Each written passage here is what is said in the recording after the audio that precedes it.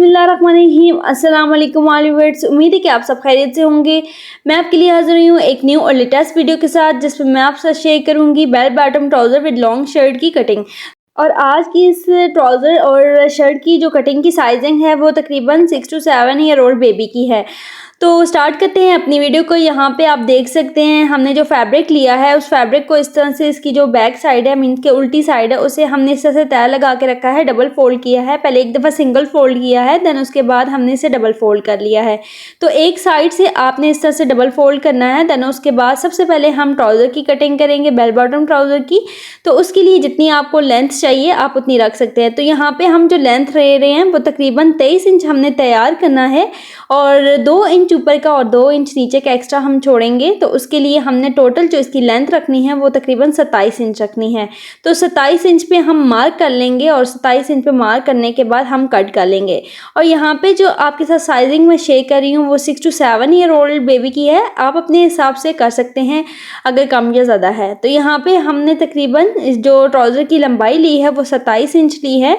तो 27 इंच पे हमने मार्क करके और इस तरह से इसे कट कर लेना है। तो यहाँ पे हमारे पास जो बेल बॉटम ट्राउज़र का फैब्रिक है उसे हमने इस तरह से अलहदा कर लिया है। उसके बाद हम इसे खोलेंगे और खोलने के बाद इस ट्राउज़र की जो बैक साइड है, एक साइड जो होती है इसकी जो बैक साइड होती है उसे हम थोड़ा सा बढ़ा के रखते हैं। तो उसके लिए हमने तकरीबन 2 इंच फैब्रिक ज़्यादा छोड़ना है अगर आपके पास चौड़ाई में फैब्रिक ज़्यादा है। तो यहाँ पे हमारे पास चौड़ाई में थोड़ा फैब्रिक ज़्यादा था, इसलिए हमने इस तरह से जो इसकी फ्रंट साइड है उसे हमने कम किया है और इसकी जो बैक साइड है उसे हमने इस तरह से बढ़ा के रखा है।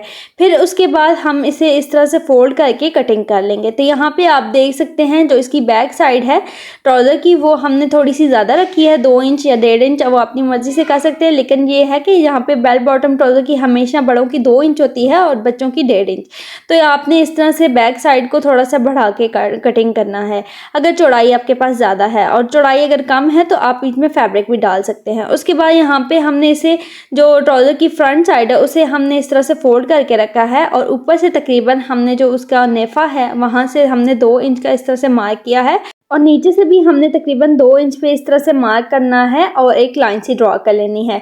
ऊपर से भी हमने मार्क करके और लाइन सी ड्रॉ कर ली है 2 इंच पे, और नीचे से भी इसी तरीके से हमने 2 इंच पे लाइन सी ड्रॉ कर ली है। देन उसके बाद हमने ट्राउज़र के आसन को मार्क करना है। तो यहाँ पे हमने जो आसन की लंबाई रखनी है वो तकरीबन आप देख सकते हैं ऊपर से हमने तकरीबन 7 इंच रखी है। तो फ्रंट साइड की हम 7 इंच रखेंगे क्योंकि इसकी जो बैक साइड होती है वो 1-1 इंच ज़्यादा होती है। तो यहाँ पे हमने जो टोटल लंबाई रखनी है ट्राउज़र की आसन की वो तकरीबन हमने 9 इंच रखनी है, इसलिए यहाँ पे हमने 7 इंच पे मार्क किया है। तो 7 इंच पे यहाँ पे हमने आसन की लंबाई ली है और चौड़ाई पे हम तकरीबन इसकी जो चौड़ाई रखेंगे वो तकरीबन हमने 8.5 इंच रखनी है। तो 8.5 इंच पे हम इसकी आसन की चौड़ाई को मार्क करेंगे और लंबाई हमने 7 इंच पे रखी है। तो यहाँ पे हम इसकी लंबाई और चौड़ाई दोनों को इस तरह से आपस में ज्वाइंट कर लेंगे। पहले हम इसकी लंबाई को मार्क करेंगे, लाइन से ड्रॉ करेंगे लंबाई की, और देन उसके बाद इसकी चौड़ाई की लाइन ड्रॉ करेंगे और दोनों को आपस में ज्वाइंट कर लेंगे। आसन की लंबाई और चौड़ाई दोनों को आपस में ज्वाइन करने के बाद फिर हम सेंटर से इस तरह से इसे गोल शेप दे लेंगे। उसके बाद जितनी हमने आसन की लंबाई रखी है दूसरी साइड पे भी इसी तरह से 7 इंच पे मार्क करेंगे और एक लंबी सी लाइन इस तरह से ड्रॉ कर लेंगे इसकी चौड़ाई में। उसके बाद आप अपने नाप के हिसाब से मेजरमेंट करेंगे कि ऊपर नेफे से लेके नीचे घुटने तक कितनी लेंथ बनती है, वहाँ तक मार्क करेंगे। तो यहाँ पे हमने 14 इंच पे निशान लगाया है क्योंकि यहाँ पे ऊपर नेफे से लेके नीचे घुटनों तक हमारा 14 इंच बनता है, इसलिए यहाँ पे हमने 14 इंच पे मार्क किया है। और 14 इंच पे भी हमने लंबाई में इसी तरीके से लंबी सी लाइन ड्रॉ कर लेनी है। उसके बाद जितनी भी हमने आसन की चौड़ाई रखी है उसको हम हाफ़ करेंगे और यहाँ पे हाफ़ हमारा तकरीबन 5 इंच बनता है, लेकिन यहाँ पे हमने गलती से 4.5 इंच पे मार्क कर लिया है। यहाँ पे आपने 5 इंच पे मार्क करना है और 5 इंच पे हमने घुटनों के सेंटर में भी इसी तरह से 5 इंच पे मार्क करना है और नीचे जो ट्राउज़र का बॉटम है वहाँ पे भी उसके सेंटर में भी 5 इंच पे मार्क करना है। और उसके बाद घुटनों की जितनी चौड़ाई बन रही है उस हिसाब से आपने मेजरमेंट कर लेना है और उसे आपने हाफ़ करना है। तो यहाँ पे हमारे पास जो घुटनों की चौड़ाई बन रही है वो तकरीबन 4 इंच बन रही है। तो 4 इंच पे हम एक साइड पे भी निशान लगाएंगे और दूसरी साइड पे भी हम इसी तरीके से ही 4 इंच पे निशान लगाएंगे। तो यहाँ पे घुटनों की जो टोटल चौड़ाई है वो तकरीबन 8 इंच बन रही है और उसके बाद नीचे जो इसके ट्राउज़र का बॉटम है वहाँ पे हम 1 इंच बढ़ा के रखेंगे।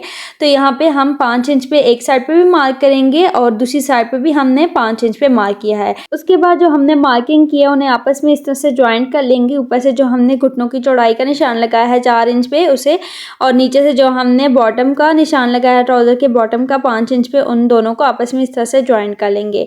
तो पहले एक साइड से आपने दोनों को आपस में ज्वाइंट करना है, देन उसके बाद आपने दूसरी साइड से भी इन दोनों को आपस में ज्वाइंट करना है। उसके बाद ऊपर से भी हम जो हमने आसन का निशान लगाया हुआ है वहाँ से लेके नीचे तक जो घुटनों की चौड़ाई का मार्क किया हुआ है उन दोनों को भी आपस में इस तरीके से ज्वाइंट कर लेंगे। पहले हम एक साइड पे इस तरह से मार्किंग करेंगे, देन उसके बाद दूसरी साइड पे भी हम मार्क कर लेंगे।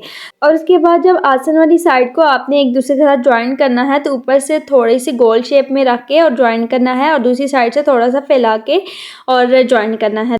तो यहाँ पे हमारे जो ट्राउज़र की फ्रंट साइड की मार्किंग है वो कंप्लीट हो चुकी है, और उसके बाद जो आसन वाली साइड है वहाँ की हमने जो मार्किंग की हुई है वहीं से हम कटिंग करेंगे, लेकिन इसकी दूसरी साइड की हम अभी से कटिंग नहीं करेंगे, सिर्फ हम इसकी एक साइड की कटिंग करेंगे। और उसके बाद फिर हम इसकी बैक साइड को इसके ऊपर रख के फिर हम इसकी दूसरी साइड की कटिंग करेंगे।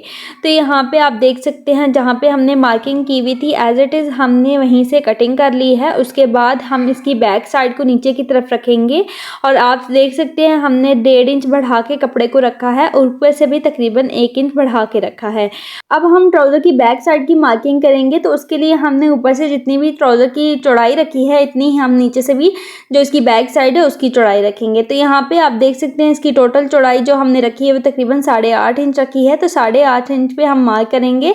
फिर हमने इस तरह से लंबाई में तिरछी लाइन ड्रॉ करनी है, और तिरछी लाइन ड्रॉ करने के बाद नीचे से जो इसका क्रॉच एरिया है वो वहीं तक की मार्क करेंगे जितनी कि हमारे फ्रंट साइड का क्रॉच एरिया है। तो यहाँ पे आप देख सकते हैं हमने ऊपर से ही इस तरह से मार्क कर लेना है, और फिर इस तरह से फैब्रिक को ऊपर से हटा के फिर हम इसी तरीके से शेप देंगे जिस तरह से हमने फ्रंट साइड के क्रॉच एरिया की शेप दी है। तो यहाँ पे जो बैक साइड का जो क्रॉच एरिया है उसकी हमने मार्किंग कर ली है, देन उसके बाद हम इसे कट करेंगे।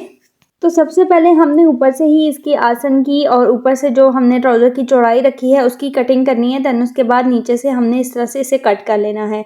उसके बाद ट्राउज़र की फ्रंट साइड को हमने उठा के इस तरह से पीछे की तरफ करना है, और फिर हमने जो मार्किंग की हुई है फ्रंट साइड की सेम उसी तरीके से ही हमने एज इट इज़ कटिंग कर लेनी है जहाँ पे हमने मार्किंग की हुई है। सो व्यूअर्स, यहाँ पे हमारे बेल बॉटम ट्राउज़र की जो कटिंग है वो कंप्लीट हो चुकी है, और उसके बाद हम इसकी ऊपर जो लॉन्ग शर्ट बनाएंगे उसकी कटिंग करेंगे। तो उसके लिए यहाँ पे हमने शर्ट की टोटल लंबाई तकरीबन हमने 23 इंच रखी है। आप अपने हिसाब से लंबी या छोटी करना चाहें तो कर सकते हैं। यहाँ पे हमने थोड़ी लॉन्ग शर्ट रखी है इस ट्राउज़र के ऊपर, तो उसे हमने इस तरह से डबल फोल्ड करके रखा है फैब्रिक को, और डबल फोल्ड करने के बाद जो इसकी फ्रंट साइड है उसे ऊपर की तरफ रखा है, और जो इसकी बैक साइड है उसे हमने नीचे की तरफ इस तरह से फोल्ड करके रखा है। उसके बाद हमने इसके तीरे के मेजरमेंट करेंगे। तो तीरा हमने यहाँ पे इसका तकरीबन 5.5 इंच रखा है, और आप अपने हिसाब से मेजरमेंट करके रख सकते हैं। यहाँ पे जो हम शर्ट तैयार कर रहे हैं वो 6 to 7 ईयर ओल्ड बेबी की है।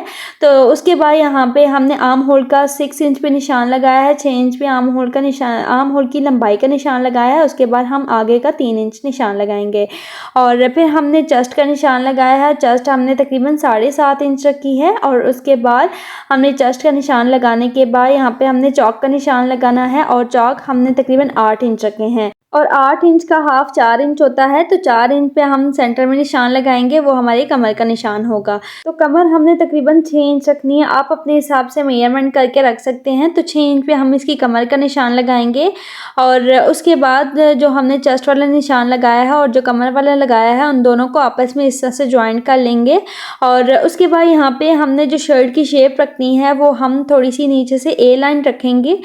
तो उसके लिए हम शर्ट का नीचे से तकरीबन 9.5 इंच पे निशान लगाएंगे, और फिर हमने जो कमर का निशान लगाया है और नीचे से जो शर्ट के बॉटम का निशान लगाया है 9.5 इंच पे, उन दोनों को आपस में इस तरह से ज्वाइंट कर लेंगे। आप चाहें तो प्लेन शर्ट भी रख सकते हैं। यहाँ पे हमने नीचे से थोड़ी ए लाइन शेप दी है। आप चाहें तो शर्ट को सीधा सीधा भी रख सकते हैं, लेकिन ये है कि बेल बॉटम ट्राउज़र के ऊपर ए लाइन शर्ट लॉन्ग जो है ए लाइन शर्ट अच्छी लगती है, इसलिए यहाँ पे हमने ए लाइन लॉन्ग शर्ट रखी है। उसके बाद हम इसकी साइड से तकरीबन 1.5 इंच का मार्जिन छोड़ेंगे, और 1.5 इंच पे हम इस तरह से मार्क करेंगे, और फिर हम इसकी कटिंग के लिए मार्किंग कर लेंगे। और फिर हमने आर्म होल की गोलाई की भी मार्किंग कर लेनी है, और फिर ऊपर से जो हमने तीरा रखा है वहाँ से भी तकरीबन 1/2 इंच मार्क करना है, और फिर हमने इस तरह से इंच स्टेप को तिरछा रख के मार्क कर लेना है और इसकी कटिंग कर लेनी है। तो इस तरह से जहाँ से हमने डबल मार्किंग की हुई है वहीं से आपने शर्ट को कटिंग कर लेना है। तो ए लाइन शर्ट की कटिंग बहुत ही ज़्यादा सिंपल और बहुत ही इजी तरीके से हो जाती है।